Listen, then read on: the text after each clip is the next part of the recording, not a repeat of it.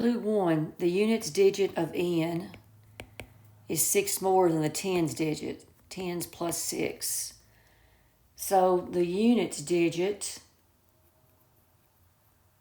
is, so let's say my tens digit is 1.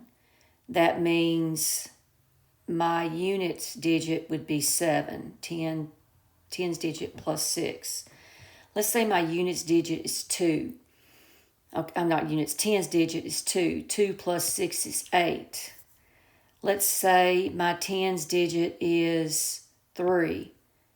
3 plus 6 is 9. Let's say my tens digit is 4. 4 plus 6 is 10, and you can't take two digits and put it in one position. So is n less than 40? I'm not sure exactly what n is, but yes, it's definitely less than 40 because each one of these is less than 40.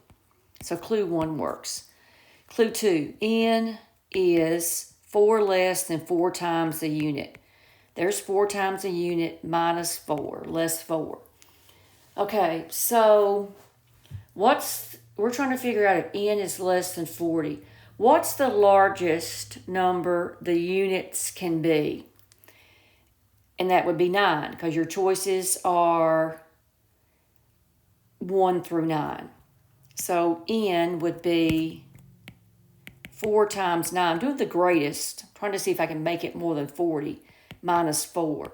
So that's n is going to be 36 minus 4. N is 32. Okay? And if you let it be 8, if you let the units digit be 8 or 7, 6 on down, they're going to be numbers less than 40 because this number will just decrease. But the moral of the story is 32 is less than 40. So the clue 2 works as well. Both work independently.